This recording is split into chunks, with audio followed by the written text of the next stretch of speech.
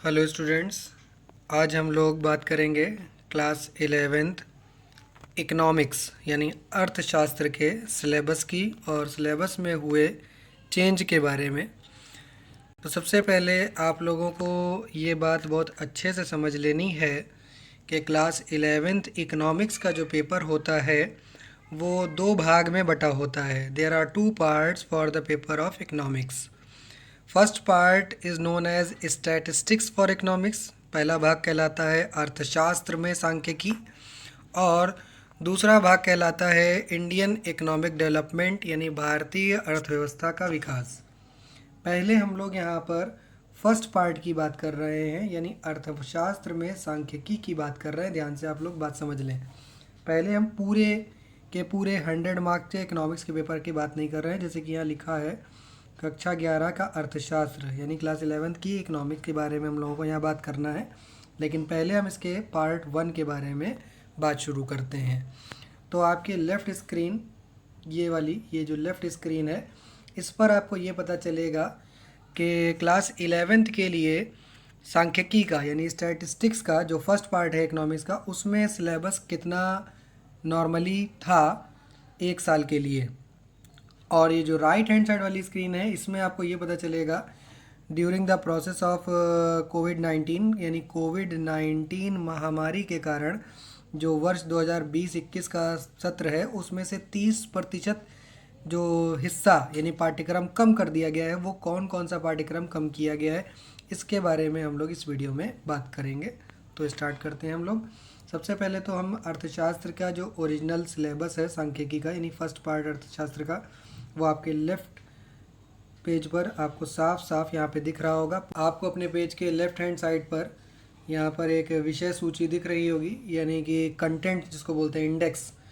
तो इसमें आप देख सकते हैं ये सारे सिलेबस के चैप्टर दे रखे हैं, जिसमें एक परिचय का चैप्टर है, एक आंकड़ों का संग्रह, आंकड़ों का संगठन, प्रस्तुतिकरण, केंद्रीय प्रवृत्ति का माप, परिक्षेपण का माप, सहसंबंध सूचकांक और सांख्यिकी विधियों का उपयोग, ये सब चैप्टर्स यहाँ पर दे रखे हैं। लेकिन अब आपको समझना क्या है, इसमें से दो चैप्टर्स हटा दिए गए हैं जिनके बारे में यहाँ पर बिल्कुल साफ साफ लिखा हुआ है। आप यहाँ देख सकते हैं कौन कौन से दो चैप्टर हटा दिए गए हैं। एक है सहसंबंध और एक है सूचकांक। ये दोनों चैप्टर आपके सिलेबस से हटा दिए गए हैं। अब आपको ये दोनों चैप्टर्स सिलेबस में इस साल नहीं पढ़ने हैं, यानी सहसंबंध भी नहीं पढ़ना है और सूचकांक भी नहीं पढ़ना है। सहसंबंध जिसको इंग्लिश में कोरिलेशन कहा जाता है और सूचकांक जिसको इंडेक्स नंबर्स कहा जाता है। अब हम लोग बात करेंगे कि जो रिमेनिंग पार्ट है सिलेबस का, उसमें से कहाँ से यानी किन किन चैप्टरों से कितने कितने मार्क्स का एग्ज़ाम में पूछा जाएगा। तो यहाँ पर आप ध्यान रखें कि ये पहले चैप्टर से लेकर के ये 6 चैप्टर तक ये जितना भी पार्ट है ये आपके सिलेबस में आएगा। ये जो लास्ट वाला है ये तो बहुत छोटा सा चैप्टर है, इसमें से बहुत ज़्यादा कुछ नहीं आने वाला, लेकिन फिर भी हम आपको पूरी बात बता दे रहे हैं कि जो इकोनॉमिक्स का पेपर है, जैसे कि अभी हमने आपको पहले बताया, दो पार्ट में बटा हुआ है। तो 50 मार्क्स का पेपर यहाँ से बनेगा। यहाँ पूरे 100 मार्क्स का नहीं है क्योंकि ये स्टैटिस्टिक्स फर्स्ट पार्ट है। तो यहाँ से 50 मार्क्स का एग्ज़ाम में पेपर बनेगा। तो यहाँ पर आप देख सकते हैं कि कहाँ से कितने मार्क्स एग्ज़ाम में आ रहा है। तो यहाँ पर देखें, सबसे पहले राइट हैंड साइड की स्क्रीन पर, तो सबसे पहले तो अर्थशास्त्र क्या है, अर्थशास्त्र की परिभाषा, उसकी संभावनाएं, कार्य, अर्थशास्त्र में सांख्यिकी का महत्व, ये सब आपको पहले ही स्टार्ट के चैप्टर में मिल जाएगा। तो 10 मार्क्स का पेपर आपका यहाँ से आने वाला है, फर्स्ट चैप्टर से ही आ जाएगा 10 मार्क्स का। और उसके बाद 25 मार्क्स का जो नेक्स्ट है, ये 25 मार्क्स, ये 25 मार्क्स कहाँ से आएंगे ये ज़रा समझना है आपको। ये 25 के लिए यहाँ पर बोला गया है आंकड़ों का संग्रहण और व्यवस्थीकरण और प्रस्तुतिकरण, ये तीनों चीज़ें पढ़ना है। ये संग्रह वाला, संगठन और प्रस्तुतिकरण, इन तीनों से मिल करके बनेगा आपका 25 मार्क्स का एग्ज़ाम। और लास्ट में यहाँ पर 15 मार्क्स के लिए यहाँ पर बोला गया है कि केंद्रीय प्रवृत्ति के माप, जिसमें माध्य आता है, माध्यक आता है और बहुलक आता है। आप लोग जानते हैं अर्थमेटिक मीन, मीडियन और मोड आता है केंद्रीय प्रवृत्ति के माप में। यहाँ से इस चैप्टर से 15 मार्क्स का एग्ज़ाम में पूछा जाएगा। तो ये है टोटल 50 मार्क्स यानी 50 मार्क्स के बारे में डिटेल, क्योंकि अभी जो इतना हमने आपको बताया इस वीडियो में, ये सिर्फ इकोनॉमिक्स का फर्स्ट पार्ट है जिसको हम कहते हैं स्टैटिस्टिक्स फॉर इकोनॉमिक्स यानी अर्थशास्त्र में सांख्यिकी। देखिए बेटा, अब हम लोग यहाँ पर बात करेंगे कि इस इकोनॉमिक्स के जो दूसरा पार्ट है इंडियन इकोनॉमिक डेवलपमेंट, जिसको हम हिंदी में कहते हैं भारतीय अर्थव्यवस्था का विकास, इसमें से कौन कौन से चैप्टर रिड्यूस किए गए हैं। जो 30% सिलेबस रिड्यूस हुआ है तो क्या इसमें से रिड्यूस किया गया है, कौन कौन से टॉपिक रिड्यूस हुए हैं, तो आप ज़रा ध्यान दें यहाँ पर। तो सबसे पहले जो नाम यहाँ दे रखे हैं उन पे ध्यान देंगे कौन कौन से रिड्यूस हुए हैं। तो यहाँ पर से आप देखेंगे ये 3 नाम है। पहला है ये वैकल्पिक खेती यानी जैविक खेती के बारे में बताया गया है। दूसरा है भारत में शिक्षा के क्षेत्र का विकास, और तीसरा है आधिकारिक संरचना, ऊर्जा एवं स्वास्थ्य। तीनों के बारे में हम आपको बताते हैं, ज़रा ध्यान से समझ लें। सबसे पहले बात करते हैं वैकल्पिक खेती यानी जैविक खेती के बारे में। ये आपको कहाँ मिलेगा? तो वैकल्पिक खेती यानी जैविक खेती आपको मिलेगा चैप्टर 6 ग्रामीण विकास में। चैप्टर 6 ग्रामीण विकास टॉपिक जो है यहाँ आपको मिलेगा, और पूरा चैप्टर नहीं है ये सिर्फ लास्ट वाला पार्ट है, ज़रा ध्यान देना। सिर्फ लास्ट वाला पार्ट जो है वो है जैविक कृषि, जैविक खेती। तो लास्ट टॉपिक आपको यहाँ से इस चैप्टर से नहीं पढ़ना है। और दूसरा यहाँ पर जो चैप्टर की बात हो रही है भारत में शिक्षा के क्षेत्र का विकास। भारत में शिक्षा से संबंधित जो भी कार्य हो रहा है उसके बारे में नहीं पढ़ना है। तो भारत में शिक्षा संबंधी जो व्यय वगैरह है वो कहाँ बताए गए हैं, इसके लिए हम आपको बता रहे हैं, ज़रा ध्यान से समझें। ये जो चैप्टर 5 है इसमें देखें शिक्षा पर सार्वजनिक व्यय में वृद्धि। सिर्फ यही टॉपिक है आपके पूरे सिलेबस में जिसमें शिक्षा की बात हो रही है, शिक्षा पर व्यय की बात हो रही है।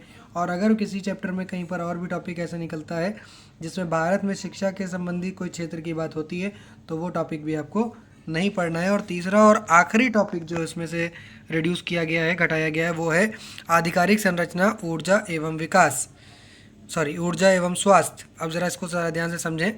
यहाँ पर आप देखेंगे ये जो चैप्टर हटाया गया आधिकारिक संरचना वाला, ये यहाँ पर आपके ओरिजिनल सिलेबस में आपको चैप्टर नंबर 8 मिलेगा, आधिकारिक संरचना। लेकिन पूरा आधिकारिक संरचना नहीं हटाया गया है, ध्यान से देखें तो यहाँ पर बोला गया ऊर्जा एवं स्वास्थ्य।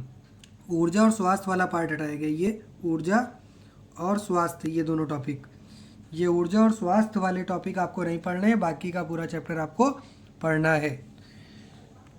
आई होप कि आप लोगों को ये बात समझ में आ गई होगी कि यही 3 टॉपिक सिर्फ आपके रिड्यूस किए गए हैं, बाकी के सारे चैप्टर आपको पढ़ने हैं, पूरे 10 चैप्टर्स। आप देख सकते हैं लेफ्ट साइड पे स्क्रीन जहाँ रोटेट हो रही है वहाँ पर हम आपको पूरा सिलेबस दिखा रहे हैं।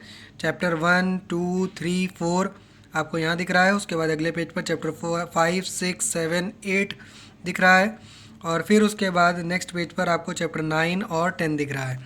अब यहाँ पर हम बात करेंगे कि इसमें से कहाँ से कौन कौन से चैप्टर से कितने कितने मार्क्स का एग्ज़ाम में पूछा जाएगा। तो एक एक करके हम यहाँ से आपको बता रहे हैं। जैसे देखिए यहाँ पर देखें तो सबसे पहला विकास के अनुभव 1947 से 1990 और 1991 के सुधार से लेकर के 7 मार्क्स का क्वेश्चन आएगा। बात समझ रहे हैं? 7 मार्क्स का यानी 7 मार्क्स का क्वेश्चन कहाँ से कहाँ तक आएगा? यहाँ से स्टार्ट से होकर के पूरा यहाँ तक, इतना यहाँ तक 7 मार्क्स का क्वेश्चन आएगा। इसके बाद नेक्स्ट टॉपिक की बात करते हैं, भारतीय अर्थव्यवस्था के सामने जो चुनौतियाँ हैं, जिसमें 25 मार्क्स का क्वेश्चन आएगा। अब 25 मार्क्स में कौन कौन सी चीज़ें हैं ज़रा इस पर ध्यान दें। 25 मार्क्स में क्या क्या चीज़ें आएंगी? तो 25 मार्क्स ये जो यहाँ पर बताए जा रहे हैं इसमें से ये जो निर्धरता वाला चैप्टर है ये आएगा। जितने भी टॉपिक हैं इसके, मानव पूंजी के निर्माण के पूरे टॉपिक आएंगे। मानव पूंजी निर्माण के बाद जिसमें ग्रामीण विकास के टॉपिक हैं, ग्रामीण विकास के रोजगार, समृद्धि, अनौपचारिकता, अन्य मुद्दा, और अन्य मुद्दे के बाद आधिकारिक संरचना, आधिकारिक संरचना के बाद वहनीय आर्थिक विकास या धारणीय विकास, ये सब मिला करके 25 मार्क्स का आएगा। और लास्ट जो 18 मार्क्स का ये रह गया है, ये है भारत का विकास का अनुभव। ये जो सबसे लास्ट चैप्टर आपको यहाँ दिख रहा है ना, ये जो सबसे लास्ट चैप्टर है, ये यहीं से ये 18 मार्क्स का पूछा जा रहा है। ये यहाँ से 18 मार्क्स का क्वेश्चन यहाँ लास्ट चैप्टर से आएगा। तो उम्मीद है हमें कि आप लोगों को ये बात अच्छे से समझ में आ गया होगा कि पूरे इकोनॉमिक्स के पेपर में, जो कि 2 भागों में बटा हुआ है, पहला आपका जो कि ये सांख्यिकी का हिस्सा है, इसमें से जो 2 चैप्टर हटाए गए हैं ये भी आपको समझ में आ गए होंगे। और जो दूसरा पार्ट है आपका भारतीय अर्थव्यवस्था का विकास, इसमें से ये जो 3 टॉपिक हटाए गए हैं ये भी आपके समझ में आ गए होंगे कि जो आपको नहीं पढ़ने हैं, बाकी के जितने भी चैप्टर्स हैं वो सब आपको पढ़ने हैं। उम्मीद है मेरी बात आप तक पहुंच गई होगी। अगर ये वीडियो से आपको कोई भी लाभ हुआ हो तो वीडियो को लाइक करें।